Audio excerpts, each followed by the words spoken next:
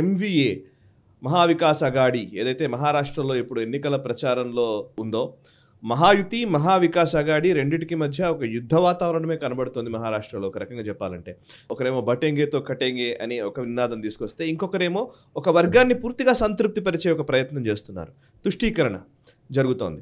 So అందులో భాగంగానే ఇప్పుడు బీజేపీ చెబుతున్న మాట ప్రకారం అయితే రాహుల్ గాంధీ అండ్ మల్లికార్జున్ ఖర్గే, మహారాష్ట్ర కాంగ్రెస్ చీఫ్ ఎవరైతే నానా పటోలే ఉలేమా కౌన్సిల్ కి సపోర్ట్ చేస్తూ వ్యాఖ్యలు చేస్తూ మాట్లాడుతూ ఉన్నారో, అండ్ వాళ్ళు పోలీస్ రిక్రూట్మెంట్, నిజంగా ఇది చాలా నాకు కూడా ఆశ్చర్యంగా అనిపించింది. యాక్చువల్లీ ముస్లిం కోటా ఇవ్వడము, రిజర్వేషన్స్ ఇవ్వడము, ఇవన్నీ కాంగ్రెస్ మొదటి నుంచి వాళ్ళ ఎజెండాలో పెట్టుకున్న అంశమే.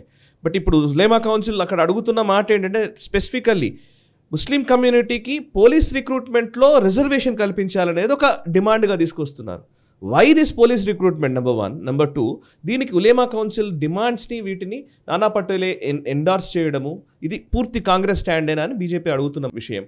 సో నిజంగానే ఈ ఎంవిఏ తీసుకుంటున్నటువంటి ఈ స్టాండ్ అంటే ఒక వర్గం పూర్తిగా ఓట్లు వస్తే సరిపోతుంది, ఎట్లాగూ మిగతా వర్గాల్లో అక్కడక్కడ చీలుతారు కాబట్టి, సో ఇది కర్ణాటకలో అదే జరిగింది, అనేక ప్రాంతాల్లో ఇదే జరిగింది కాబట్టి సేమ్ మోడల్ని ఇంప్లిమెంట్ చేయాలని మహారాష్ట్రలో అనుకుంటున్నారా?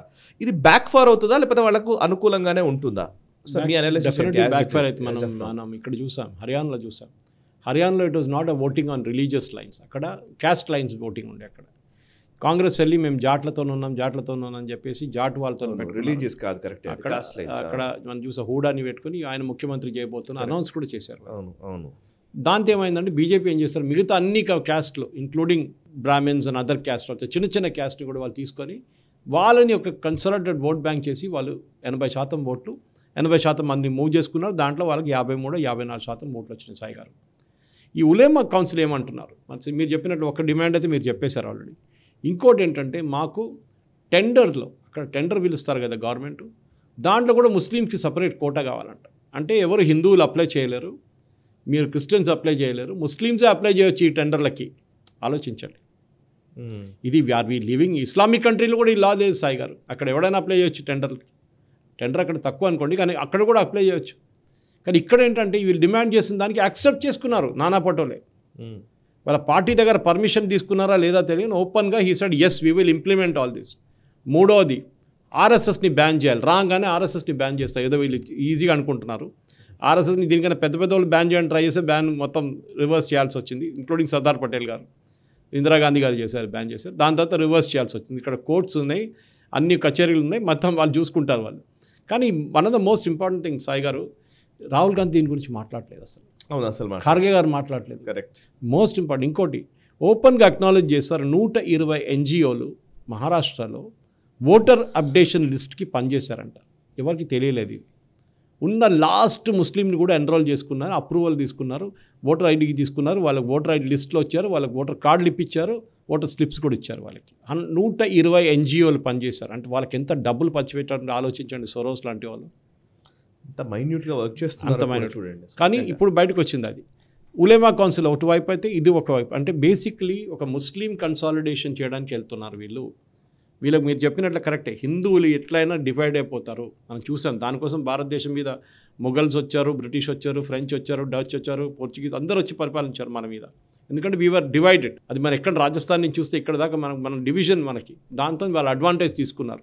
హిందువులు ఎప్పుడు సంగటే ఒకటే ఉండరు, క్యాస్ట్ లైన్స్ మీద డివైడ్ అవుతారు. దానికోసం చూడండి ఓవైసీ ఎప్పుడేం చెప్తుంటాడు, హిందూ క్యాస్ట్ దళిత్ దళిత్ దళిత్ అని ఓవైసీ మాట్లాడుతుంటాడు. ఎందుకంటే he wants to divide the Hindu vote bank. దానికోసం వాళ్ళకి దళిత్తో ఏం ప్రేమ లేదు. అంబేద్కర్ గారు ఏం చెప్పారు ముస్లిమ్స్ గురించి అని చెప్తే ఓవైసీ ఏం చెప్పాలని మనం ఒకసారి ఆలోచించాల్సిందే. ఇన్ఫ్యాక్ట్ అంబేద్కర్ గారు తీసుకురావాలి ఈ డిబేట్లో కూడా. ఈ రిలీజియస్ రిజర్వేషన్స్ని అపోజ్ చేసిన మనిషి అంబేద్కర్. ఇప్పుడు కాంగ్రెస్ వాళ్ళు దీన్ని అంగీకరిస్తున్నాడు, ఆల్రెడీ చేసుకున్నారు. కర్ణాటకలో ఉన్నాయి, తెలంగాణలో ఉంది, మన మిగతా ప్లేస్లో కూడా చూస్తాం, ఆంధ్రాలో వాళ్ళు ఉన్నప్పుడు చేసుకున్నారు. రిజర్వేషన్ ఎవరు తీసుకోవచ్చు, రిలీజియస్ బేస్డ్ రిజర్వేషన్ అపోజ్ చేసిన మనిషి బిఆర్ అంబేద్కర్. ఆయన చెప్పారు, unlike Hindu which have got caste, religious reservation agree చేయమని చెప్పి పార్లమెంట్లో గొడవ చేసి చెప్పారు. ఎకనామిక్ గ్రౌండ్స్లో అంటే ఆర్థికపరమైన అంశాలను బేరీజ్ వేసుకొని రిజర్వేషన్ కాదు, ఇది వివక్ష ఆధారంగా వచ్చిందని చెప్పారు. డిస్క్రిమినేషన్ బేసిస్గా అంతే రిజర్వేషన్లు తీసుకొచ్చారు. ఇన్ఫాక్ట్ ఆయన అంబేద్కర్ గారు క్లారిటీ ఎంత బాగుందండి సాయి గారు, ఆయన బుక్స్ అయితే తెలిసిపోతుంది. చాలా మందికి they have different opinion about it. ఆయన రిజర్వేషన్ తీసుకొచ్చారు, దానికోసం భారతదేశం నుంచి చాలామంది బయటకు వెళ్ళిపోయారు, అక్కడ మిగతా యూఎస్కి వెళ్ళిపోయారు, ఇక్కడ పాసిబిలిటీస్ లేదు, అది different thing, that will not get into that debate. కానీ ఆయన చెప్పిన మాటకి ఏంటంటే why we should not give religious base, దానికోసం కాంగ్రెస్ నుంచి రిజైన్ చేసి వెళ్ళిపోయారు అంబేద్కర్ గారు. రాహుల్ గాంధీ గారు చెప్పాలి, Ambedkar ji is not a Congress man, he resigned as a Congress man. He said I will not stay in this party because of this particular issue. Hindu succession bill, women bill తీసుకొచ్చారు ఆయన, దాన్ని వ్యతిరేకించారు నెహ్రూ. దానికోసం అంబేద్కర్ గారు బతుకున్నప్పుడు దాకా సాయి గారు మన కాన్స్టిట్యూషన్లో కూడా పెట్టలేదు రిజర్వేషన్. ఇది కాన్స్టిట్యూషన్ లేదనుకోండి, సెక్యులర్ పెట్టలేదు, సోషలిస్ట్ పెట్టలేదు, ఇదంతా ఇందిరాగాంధీ గారు తీసుకొచ్చారు తర్వాత. సో అంబేద్కర్ గారు చెప్పిన పాయింట్కి ఇప్పుడు ఎందుకంటే ఇప్పుడు ఏమైపోతుందంటే ఓబీసీ కోటా నుంచి తీసుకొని ముస్లిమ్స్కి రిజర్వేషన్స్ ఇవ్వాల్సి వస్తుంది. మన కర్ణాటకలో చూసాం మనం, అదే జరిగింది అక్కడ కాంగ్రెస్ గవర్నమెంట్ చేసినప్పుడు. లింగాయత్స్కని ఒక్కలిగాస్ ఓటు తీసుకుని వీళ్ళకి ఇచ్చేశారు, బీజేపీ వచ్చిన తర్వాత రిటర్న్ వాళ్ళకి ఇచ్చేశారు. ఈ మహారాష్ట్రలో కూడా ఇప్పుడు మనం చూస్తున్నాం అక్కడున్న పాలిటిక్స్, మహావికాస్ అఘాడీ కానివ్వండి, ఈ మిగతా షిండే గ్రూప్ బీజేపీ వాళ్ళ నుంచి ఉన్న వాళ్ళ గ్రూప్ కానివ్వండి, మహాయుతి, వీళ్ళిద్దరికీ ప్రాబ్లం ఎక్కడ వస్తుందంటే ఒకటి హిందూ కన్సాలిడేషన్ వీళ్ళు చేయలేకపోతున్నారు, చేస్తున్నారని చెప్తున్నారు, మంచిది బీజేపీ వైపు నుంచి చేయాల్సిందే, లేకుంటే you will get hurt. BJP వాళ్ళ ఓట్లు పోతుంది బీజేపీది. హిందూస్ని ఒకటే వైపు తీసుకొచ్చి ఓటు, ఎందుకంటే హిందూస్ కూడా అర్థం చేసుకోవాలి, క్లియర్గా చెప్పేశారు that this is going to be Muslim government వాళ్ళు వస్తే కాంగ్రెస్. సో మహావికాస్ అఘాడీని తీసుకురా. అది బాధ ఎక్కడ అనిపిస్తుంది అంటే పాపం బాలాసాహెబ్ ఠాక్రే చెప్పారు, ఇట్లాంటి వాళ్ళని మా కాంగ్రెస్ లాంటి వాళ్ళని మేము అసలు పక్కన కూడా పెట్టుకోమని చెప్పి, వాళ్ళ కొడుకు ఇప్పుడు వెళ్ళి వాళ్ళ కాలు పట్టుకొని తిరుగుతున్నాడు. ఆలోచించండి, ఎంత బాధ అనిపిస్తుంది. ఎందుకంటే శివసేన, శివాజీ అసలు పతానే లేదు ఆ పార్టీలో అప్పుడు. చాలా అంటే Uddhav Thackeray is literally, I think నేను నితీష్ కుమార్ని కూడా పక్కన పెట్టి ఆనెస్ట్ మ్యాన్ అని చెప్తాను, కానీ నేను ఈ పర్టికులర్ మనిషి అయితే అసలు పట్టించుకోకూడదు, ఎవరు అని పక్కన కూడా తీసుకోకూడదు ఉద్ధవ్ ఠాక్రేని. బికాజ్ హీ హెస్ సోల్డ్ హిమ్సెల్ఫ్. వాళ్ళ నాన్నగారు ఏ ఫిలాసఫీ మీద పార్టీ సెటప్ చేశారో దానికి ఎగ్జాక్ట్లీ వ్యతిరేకంగా పనిచేస్తున్నారు ఈయన. శివాజీని ఎవరు చంపడానికి ట్రై చేశారండి అందరికి తెలుసు, ఇదే ఇస్లామిస్ట్ వాళ్ళు చేశారు. వాళ్ళతో ఇప్పుడు కుమ్మక్కై ఉన్నారు వీళ్ళందరూ కలిసి.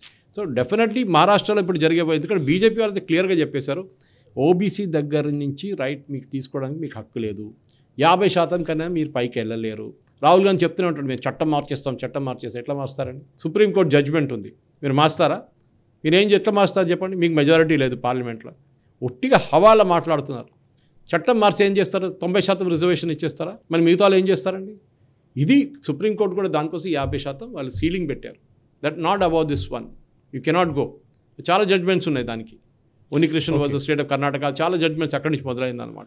ఈ వీడియో మీకు నచ్చినట్టయితే లైక్ చేయండి, 10 మందికి షేర్ చేయండి. అలాగే కామెంట్ల రూపంలో మీ అభిప్రాయాలను మాతో పంచుకోండి. Nationalist hub group of channels ను సబ్స్క్రైబ్ చేసుకుని తెలుగునాట జాతీయవాద జర్నలిజాన్ని ప్రోత్సహించండి. ఈ వీడియో కింద ఉన్న బెల్ ఐకాన్ పై క్లిక్ చేయడం మర్చిపోవద్దు.